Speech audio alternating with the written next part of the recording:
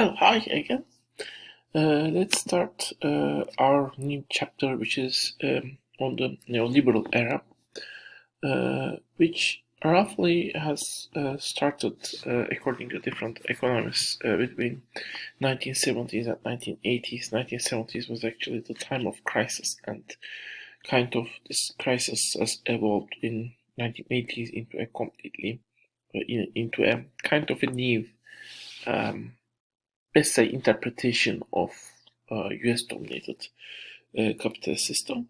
And in this new system, several aspects of the existing system, existing world economic system, has been transformed. In some ways, you might see this as a kind of transformation which dismantled certain key tenets of the existing world economic system. In other, it might also be possible to view it as a transformation, transformation to even a better system. Basically, there can be different interpretations, though of course we might also try to make some comparisons with the end of the British world economic system. Well, that similarity, even if there are similarities, I mean, just finding similarities in two systems doesn't mean that this currently we are also experiencing something similar to the what has been experienced at the beginning of the 20th century.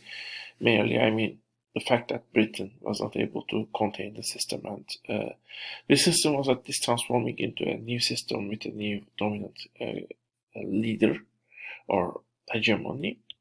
Maybe this might not be the thing that is happening, but still, of course, those similarities are worth point out, and we might further think what those similarities might mean.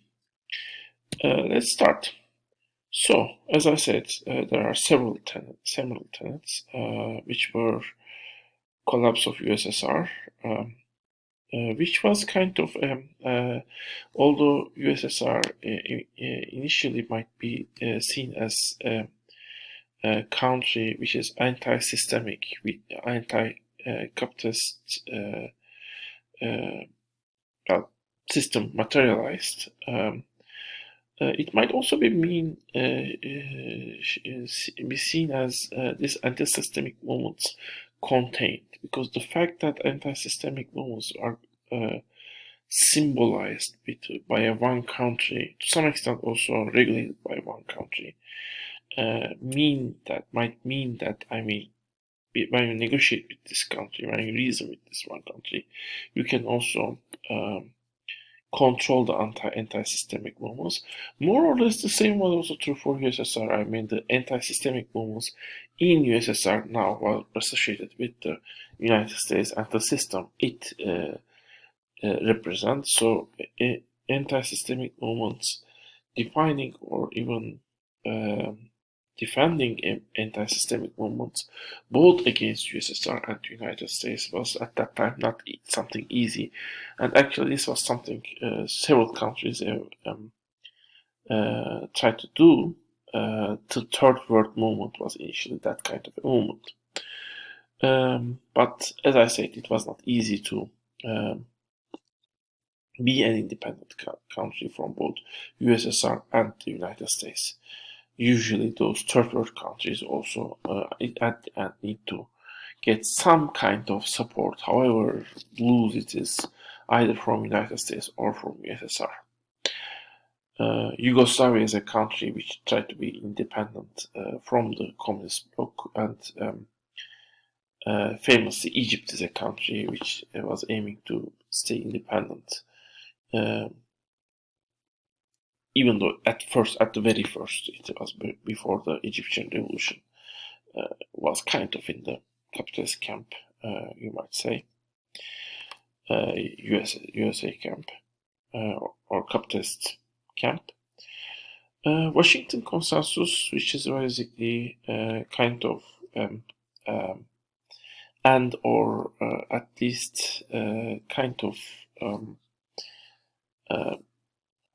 rejection of basic development model for the developing countries, ISI, and then the welfare system was especially very much under attack, and TINA and the small government movement. TINA is basic. There is no alternative.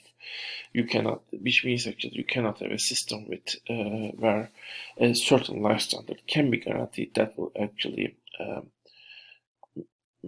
make the capitalist system itself decay. That's the idea. And the small government should not help people do anything. It should just shrink and leave things to be done by the market, which was, for example, defended at the university where I was graduated from, University of Utah. It says, I mean, okay, the city government was at that time what they were talking about. City government is building a lot of public transportation and parks and things like that. But actually all that thing is, I mean, they are not doing their duty. Their duty is not providing these benefits to the people. Rather, they should provide the framework to market to work and let the market provide any benefit people are willing to get. Well, whether this is a defendable proposal or not, it can be questioned. But this is pretty much the how can I say, the way, the soul of the 1980s and to some extent 1990s. Was basically. The state should be small and the market should work as much as possible to provide to the people. Decline of labor unions and standards. I mean, the unions, collective bargaining, organized workforce. These things were started to be considered as harmful for the workers. Especially the idea was the most productive workers are harmed by this standardized type of contracts. Workers should rather they should build contract themselves, and those standards are also preventing the workers to get agreements they are willing to have. Rather, there are standards that are enforced by the government. And then you have a breakdown of the Bretton Woods system, which was kind of the international financial framework based on the exchange rate regulations and kind of this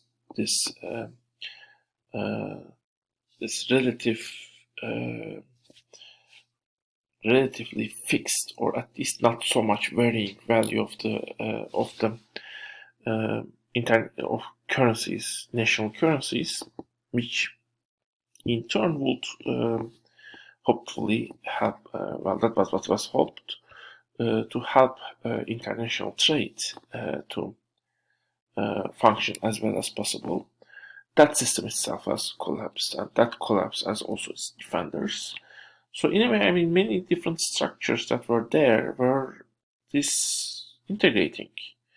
Though that disintegration was to some extent celebrated, so because some economists and some politicians certainly thought that less structures you have in the system, especially on except for-profit structures which were owned privately by the people, the less structures you have, the better the system will function.